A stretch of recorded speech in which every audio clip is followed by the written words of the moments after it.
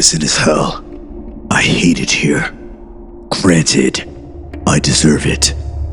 I'm currently locked down behind massive concrete walls and solid steel doors in a maximum security penitentiary. I was locked up what feels like a lifetime ago now. I earned it. I did. Every second I brought here is justice, but that doesn't change the fact that I hate it. It is cold here. I have a single concrete cot and toilet. My clothes itch and are too thin to keep any chills out. The walls are gray, with a sickly green tint due to the dull, swamp-like tile that sends a grossly colored glow into my room, reflecting the buzzing fluorescent light above me. The door is thick and unmoving. They painted the same shade of sickly green as the floor. I assume it is lead-based to save on cost. Maybe, if I lick it enough times, maybe I can kill enough brain cells to forget I'm here. I have no roommate, as many don't who are perceived as an extreme risk. Thankfully, I can still have time outside and shower without being entirely supervised. More than I can say for many in here. My only commodity is my toilet paper and my journal. I earned the journal through much work and good behavior. The pencil I write with is dull and has no eraser, like that a golfer would use to keep scorecards. I am allowed 4 hours per day with it, between breakfast and lunch. I received the journal and pencil with my meal and returned it in kind. If the pencil has any pieces missing or there are any extensive tears in the pages, then I will lose it for the following day. So I comply. I comply so I may have some mild comfort in this concrete cage in which I slowly die. Again, I definitely earned it. But that doesn't change the fact that prison is hell. I earned my place here because I killed people. I killed many people. I killed 20, to be exact. This is the first time I've actually written it. I beat the cannibal's number, which for some reason gave me a sense of accomplishment. However, what gave me more satisfaction was the evenness of the number. 20, 2, 0, 2, 0, 2, 0, 2, 0, 2, 0, 20. Even and smooth. My compulsion made it this way. 21 would have made getting arrested a living hell. 15 would have been okay, but 20 was much cleaner. Increments of 5, always increments of 5. Sometimes, during a shopping trip, I will grab a stick of gum so as to have 20 or 10 or 30 items even. However, in this case of the killings, it was much more intense. The problem was the itch I felt in between. It was a gnawing pain in my mind from 1 to 4 and 6 to 9. The itch was not as bad during 5s, but 10s were the best. However, that number will eventually attract attention. That number is partially what got me caught. But I had to scratch the itch, so to speak. It made me empathize with vampires in the old horror stories, the sensation of aching thirst that cannot be quenched. It is nightmarish. The same remained true for my age, 40. I finished at 40, which made me content. I hated not having an even age. I could force down the bad feelings my age ended in 5s or even numbers, but I always had bad years with 1s, 3s, 7s, and 9s. I digress. I understand it's abnormal behavior, but it's a compulsion. I have it manageable so that most would never notice in a day-to-day routine. I have to reminisce on these pages because I have no way of going back. It started many years ago, and the urge only grew from there. The first time I killed was interesting. I should have felt the need to immediately kill again, as I did in later years, but I didn't. They say mental illness worsens with age. I guess that's what kept me from acting again so soon, but I'm not sure. The first time I killed was pretty lackluster. I was walking home from school through the woods, where very few kids were bold enough to cross. While walking, I stumbled upon a man. He was clearly injured, and even at the age of 12, I knew he had little time left. He sat, holding his side, panting in labored breaths. He didn't see me yet. From my vantage point, I could see a long white bone jutting from his leg, which tells me the pain from what his ribs were doing was worse than that of a broken leg. That, or he was just in shock. Far above this section of the woods was a road. From what I could see, a vehicle burst through railing. The wrecked vehicle, a 69 Chevy C20 truck, lay decimated some 40 feet below the roadway in the brush and rocks. I remembered this truck because I wound up purchasing one many years later in a secret nostalgia for myself. Either way, the driver had pulled himself from the wreckage and crawled in agony upwards of 50 feet to the nearest tree, where his strength was slowly failing him. I remember seeing a large shard of metal which had been ripped from the side of the truck and picking it up. I walked slowly to the man who reached pitifully towards me for help. I slowly shoved the sharp edge of the metal into the man's throat and watched as the blood began to spurt from the wound in his mouth. He gargled like a drowning saw on his own blood, and after a time, he ceased all movement forever. It was a rush of which I cannot explain. The excitement of ending a human life is next to none. I was content for a fleeting moment. I stared at the body for some time before taking a bloody shred of his pant leg that was hanging by a thread. I just wanted to have a keepsake. That was my first kill. I was never caught, nor even suspected. Growing up in the mountains of the South allowed much privacy, and it allowed me to get away with murder. As time grew, so did the feeling of power and accomplishment. I felt like a god. No one even knew I was the way I was. I would never be a suspect because I knew how to hide. I hid well because I knew how to hide. From the time I was a boy, I knew how to blend in. Sometimes it was a challenge because of my appearance, but I learned a simple skill, how to hide in plain sight. Was able to work hard in the background. I made good grades and maintained very few close friendships throughout school, so no one would discover anything about me. However, I made sure everyone had a nice thing to say about me, carrying groceries, helping kids with studying, always using manners. I graduated in the upper ranks of my class and soon attended the local college. After I earned a degree in business, I worked hard where I could and raised enough money to buy my own rig. I worked by riding the highways as a trucker for years and eventually bought 2 more rigs. By 35, I was a respectable business owner in my old town with a dispatch and a few drivers. I obviously still drove, even as the owner, because it kept me close to my only real passion. I hid well in plain sight because white people love a nigger. In a town of 90% white and 10% other, I learned to blend despite being a minority. Learn to talk like them, learn to walk like them, and you can manipulate them into whatever you want. I hate them. Not white people, all people. My mother died shortly after I graduated high school from heart failure, and I felt liberated, for I held her opinion highly. Her opinions often kept me in line and respectable. When she died, I was free to pursue my own interest. My father, while a good man in his own right, never held much weight in my actions, so I walked the path I chose for myself despite what his feelings may be. Either way, I dwindled for some time after the first murder. The urge slowly grew. By high school, I kept my eyes peeled for another opportunity to snuff out a life. Finally, that day came.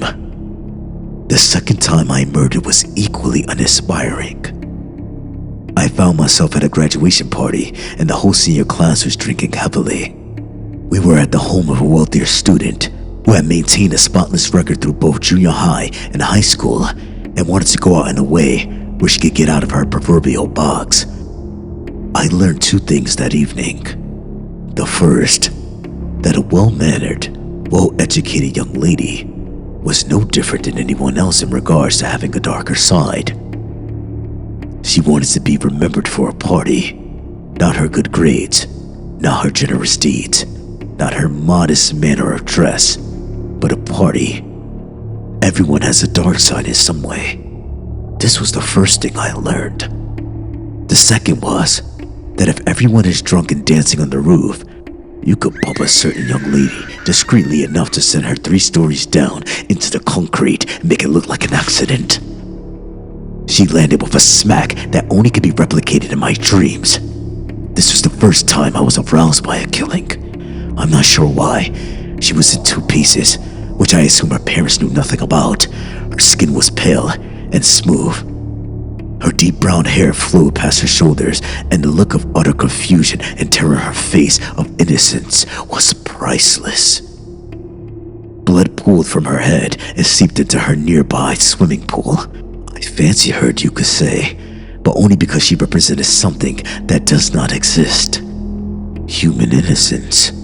When her skull cracked hard against the pavement, I was instantly excited. I had to sneak away to handle it, and steal a memento from the girls' room. Meanwhile, the remaining partygoers descended into madness, trying to repair a situation that was far beyond broken. The chaos I caused that night again resurfaced my deep sense of accomplishment that only comes from death. This was the second time I killed. 18 years of age. By the time I hit my stride, I stood at 6'2", at 260 pounds. I had always enjoyed lifting weights and working towards my overall health. A fat predator is a bad predator. I maintained this level of fitness for most of my adult life. I had to in order to pursue my passion. Of course, things will have a way of catching up with me. I was incarcerated with an unfortunate mountain of evidence. I wouldn't say I covered every base perfectly to ensure not getting caught, but I felt like I was careful enough. I guess not, in hindsight. I remember the day I was arrested. I had turned 40 the month prior and was on the road delivering a shipment of plywood. I was behind the wheel of a rig in rural Alabama. I was taking the back road because I enjoyed the scenery, and when you're the boss, you can set your own schedule. At this point, I killed 19 people, and the itch was present. I would have to rub the back of my neck when I thought about it. It needed to be scratched. It needed to take care of. That's when I saw her. Miles from any structure or any living person was a broken down baby blue Volkswagen Beetle. The emergency lights were flashing, and a woman was looking into her engine compartment. The height of my truck allowed me to scan both her car and the area surrounding us. It was tall, uncut grass and trees, covered in utter blackness due to the overcast night. There was no one for miles and miles. We could be alone together. I pulled in behind her with my low lights so as not to scare her. When I stepped out of the truck, I addressed her. "Pardon me, ma'am," I said calmly. "I know how to disarm. I have worked on my speaking voice for years in order to portray their security into my hands." "Are you alright?" She stepped out from behind her hood, and I saw her in better light. She was a young, Hispanic woman. Her clothes were tattered, but I think that was intentional. She had silky dark hair to her shoulders and black Liberian glasses. She was pretty, which was a bonus for me. Consider it like a dinner. You're going to get your meal, but when it includes dessert, then it is all the better. I also knew she could complete the cycle. She could be the 20th, and I could rest. Best yet, she was petite, so there would be little fight. "I think the engine is shot," she said in a desperation that these dark woods certainly played well into. She just wanted to get out of the danger. Little did she know, "I can give you a ride. I own this company, so I can make the time." I didn't want to sound presumptuous, but I knew by making myself a manager, it would remove the creepy truck driver mentality. I don't know. "I promise," I edged, in my best zippity-doo-dah voice. "I'll take you straight into town. We can find you a phone. My wife would kill me if I let a young lady stay stranded in the woods." I wasn't married, but that is another way of disarming her. A spouse always makes a man less dangerous, or again, as she thought. Okay. She said, with her fear betraying her skepticism. Thank you. I'll get the door for you. As she walked to the passenger's side, I held the door open for her. As she took her first step, I grabbed her ankle and pulled her straight down with much force as I could manage. Her jaw connected with the studded metal stairs full force. I know some teeth were broken by the crunch that emanated from her skull. She fell limp to the dirt as I lifted her onto my shoulder. She didn't stare long enough for me to grab a large socket wrench from my rig. I could feel the warm blood from her mouth pouring down my shoulder. I carried her into the tall grass and just out of sight. We made love then. I had made love before to some, but this was special. She was the 20th. She could complete the need. Halfway through, she began to wake and struggle. From there, I had to act. I took the socket wrench and began to hit her. She struggled to scream due to her shattered jaw. I hit her in her pretty face over and over and over and over and over and over and over and over and over and over and over and over and over and over and over and over and over again. When I had finished on all fronts, I took her wallet from her jeans off beside us.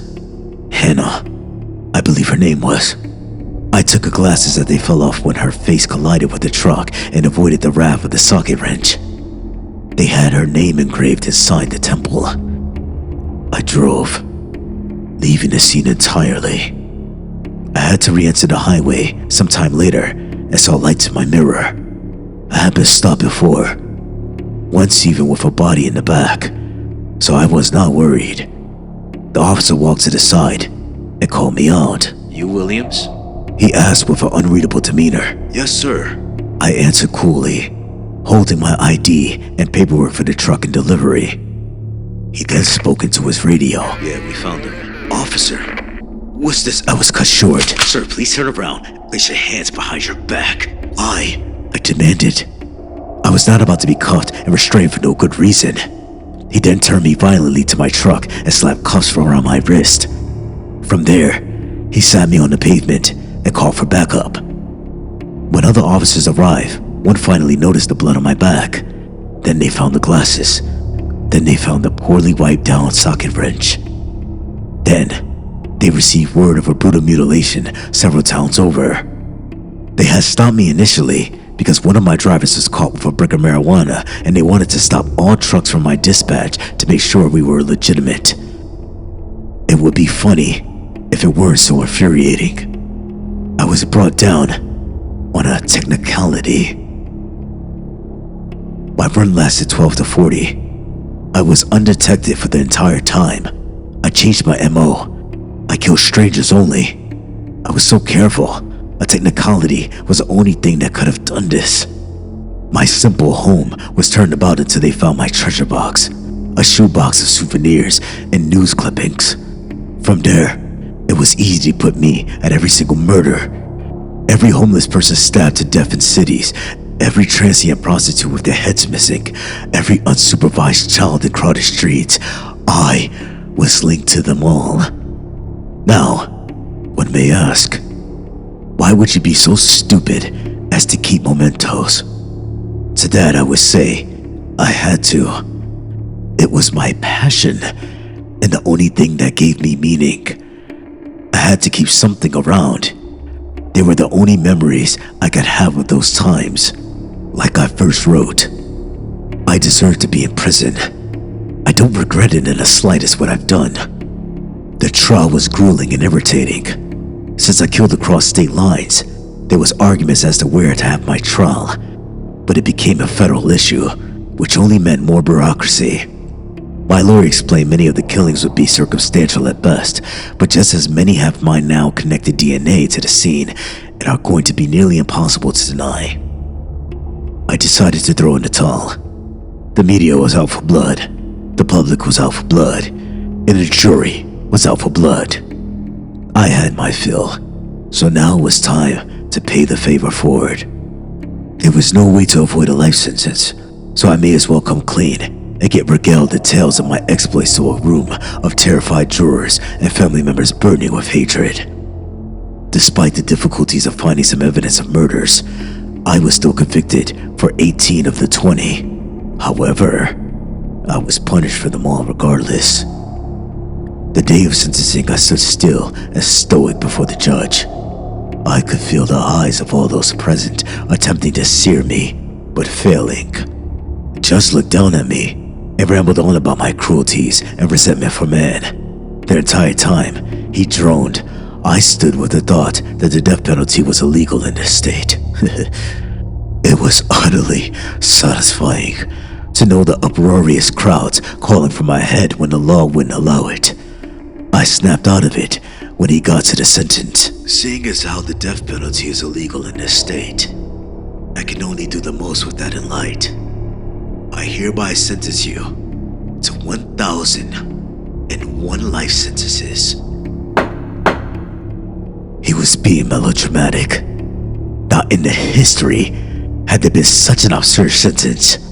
What's worse, the number was uneven, meaning the rest of my life I would have to say 1,001 when discussing my sentence. He knew this. My demeanor slightly shaken, I asked the judge, "Why 1,001? The courtroom was silent. The families, friends, and the jury looked at me with contempt, but that didn't matter then, even less now. The judge leaned over his podium, his smile with a smugness that still boils my blood, and he calmly replied, "To torment you." That's how I got where I am now. I don't interact with the other inmates or the guards. I just mind my business as best as I can. I don't like to think about the sentence because it makes me itch. Similar to when you haven't paid a certain bill but don't have the funds. It's a wrenching, mental discomfort. I write the rest of this in a testament to what happened yesterday in hopes it reaches someone on the outside. My day started normally. A loud bell rang and I stood to my feet. From there, my door opened and I walked to the shower facility. I tried to find myself at the end of the line so as to get the most time out of my cell. I also like my privacy. My fellow black inmates gave me hell for being crazy, since African American serial killers are considered such an abnormality. The other races tended to stay to themselves, minus a few Aryan Brotherhood members casting an occasional slur in my direction. I entered the shower as normal, but I felt an innate sense of dread that I don't know how to describe. I just felt unpleasant. I felt watched and alone at the same time. I felt completely hopeless and near despair. I quickly finished my shower and left the facility. The halls were quiet, and the stationary guard was not at his post in the front of my cell. I was alone in this hallway. Suddenly, I felt a large hand grip my shoulder and order me forward. The next thing I knew, I was being escorted to the warden's office. I was somewhat stunned, but complied. I walked the tight and close halls until I reached the last room on the right. Inside was totally dark, apart from a dim lamp illuminating at a desk. The hand shoved me in and slammed the door behind me. I saw the silhouette of a warden, and he beckoned me to sit. I sat across from him in an uncomfortable silence. He didn't move, neither did I. I would force him to make the first move. After what felt like an eternity, he spoke up. "Let's go over your file." His voice carried a mild southern accent sprinkled in. I did not respond. He gave no indication as to why, so I would bide my time. From here, I will paraphrase what was said, as my memory can't perfectly recreate the entire conversation. Count 1. Confessed, not convicted.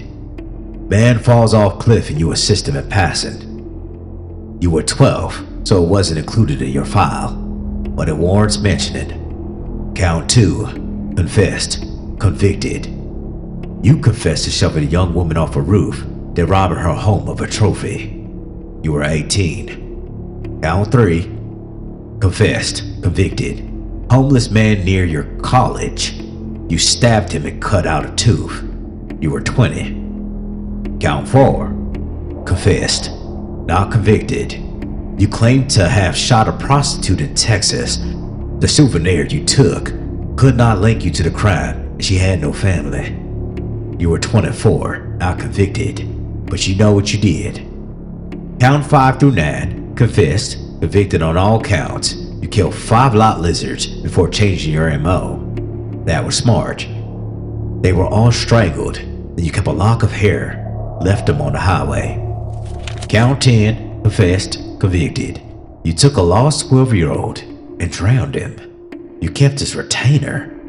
You were doing well in life by this point, but murder still called, didn't it? Count 11, confessed, convicted. This one was special, wasn't she? That gas station employee who you stalked for a while, followed her home and broke in. Took your time and did it right. She broke your perfect streak. You were going to make her pay, right? Kept her locket as a token of your affection. Count 12, confessed, convicted. You took a young man to your local club in Missouri. Strangled him the moment the door was closed. Chopped him up. Kept his teeth. Counts 13 through 17. Confessed, convicted on all accounts. The hitchhiker phase. Here it seems you just wanted to close the gap. You got sloppy, left a lot of evidence behind. I guess because they were vagrants, it wouldn't have mattered. Count 18. Confessed, convicted. You killed a housewife in Florida. You were on vacation at the time. You spotted her and just had to do something. Waited until her husband left and had yourself a time. Another rape and a strangling. You took her blood-soaked necklace. Count 19. Confessed, convicted. You saw a jogger one morning and followed in your truck. When you knew their routine, you waited in the bushes until he passed. You killed him with a hammer, took one of his shoes. Count 20. Confessed, convicted. The one that brought you down. You couldn't resist her. You were too careless, too excited. Now you're here. You took her glasses and bashed her head in and assaulted her. He took a deep breath, and his outline set back. Do you know what they call you? He asked me incredulously. I was livid. He completely bastardized my work. I had done so much, and he swept over it like an obituary column. I glared at him in the dark before answering. The scavenger hunt killer. I hated that name. They donned me the scavenger hunt killer because my murder spanned so far and I collected odd, disconnected items. Again, my works and efforts were reduced to a joke. It still makes me sick. The warden spoke up again. Are you sorry? I sat for a moment before responding. Would it matter? No, he said, settling in. I guess it wouldn't. I don't get it really. You're a highly intelligent, healthy, and well-spoken man. Why on earth would you throw that away? I sat in angry silence. I refused to give this man the satisfaction of an answer. Do you believe in God? The warden asked. His tone now changed. I chewed my tongue before responding. No. Hit it. He responded lackadaisically, as if my response didn't really matter. That will make what I'm about to tell you much better. I waited for him to continue. Your sentence is being commuted. I raised an eyebrow in disbelief. Really? Yes. He sat, still shadowed, but I knew he was smirking. What does that have to do with God? I know I should have had much more important questions to ask him in that moment, but I was curious. I assumed he meant I should be thankful. Well, that will make this next part easier. You passed away this morning, son. Before I could respond, his hand tossed a few photos in front of me. It was me. I lay covered in blood on the shower floor. I had been stabbed from the looks of it. Yeah. The warden, or who I thought was the warden, spoke up. Some Aryan fella wanted to prove his mind by stabbing a serial killer to death in the shower. It didn't work though. Says he was caught and will likely be in solitary until it does irreparable damage. If that's some comfort. I stared at him. I stared at the photographs. I simply could not accept it. This is absurd. I felt insulted in the prospect. I know it seems odd, but hear me out. He sat upright, ready to make his case. Do you know what the Universalists are? No. Well, He continued without missing a beat. basically, it states that everyone gets into heaven. Even if you aren't necessarily in their denomination. This is heaven. I was ready to laugh. This was a joke. No. See, that's the bad news. Catholics, Muslims, some Buddhists, see, they believe in the temporal plane. So they're also sort of right.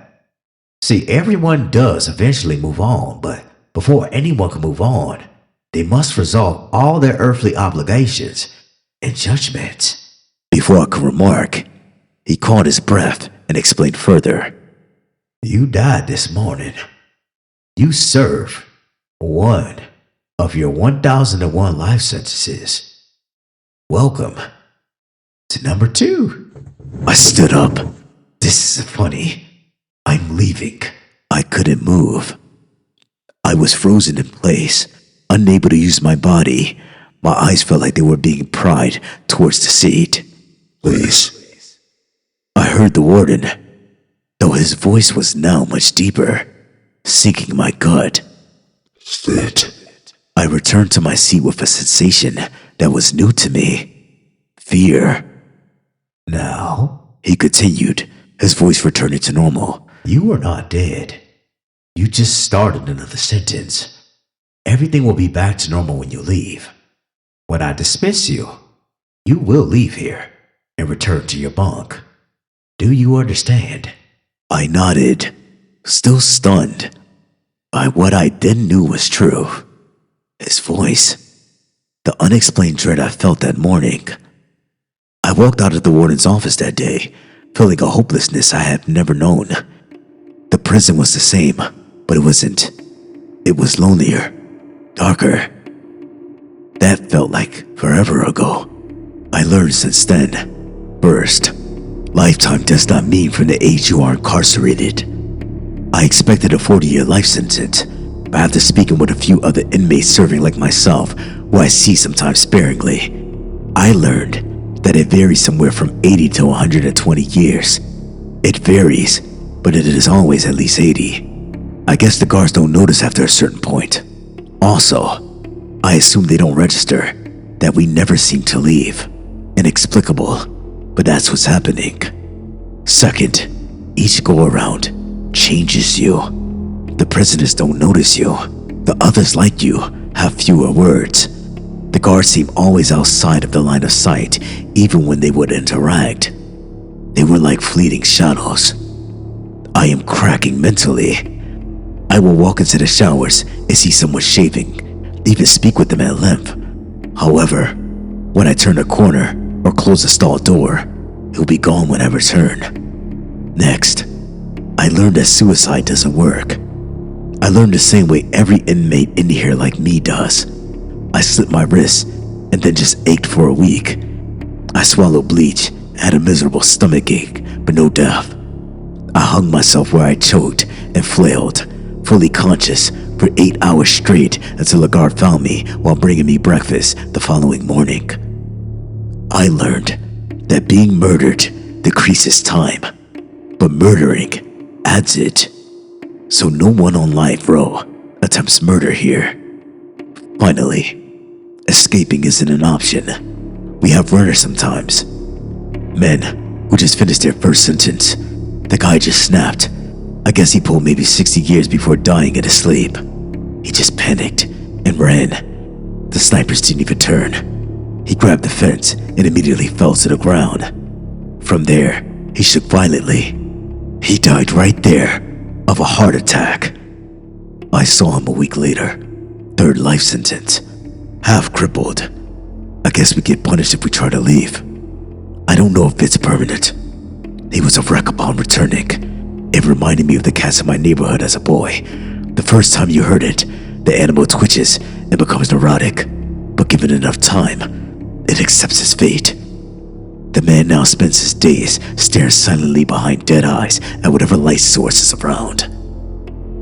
To some, this is limbo, where we remain trapped in this prison in which we were condemned until our body and soul have finished their sentences.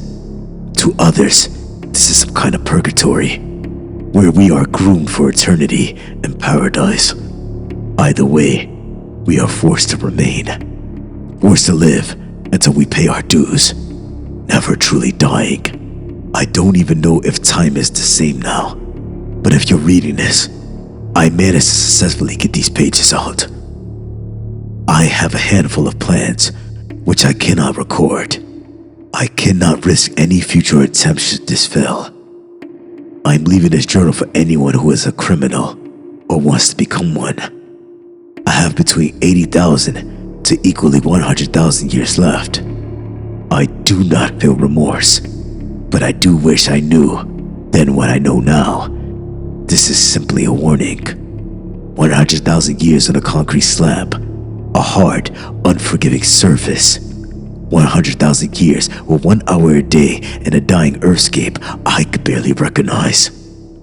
100,000 years of sickly green floors and cold steel doors that move for nothing. 100,000 years of mopping floors or scrubbing toilets. 100,000 years of being monitored by beings I cannot fully comprehend as their burning horror erupts in the back of my mind. 1,001 life sentences. 1,000 to go. Only one small thing gives me comfort.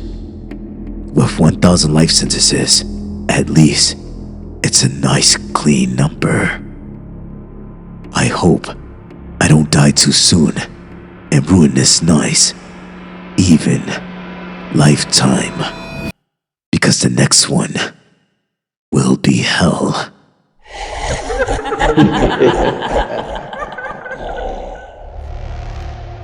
This concludes our story. Thank you for listening. I hope you enjoyed the content. Please like, comment, and subscribe, and I'll see you in the next video. Bye.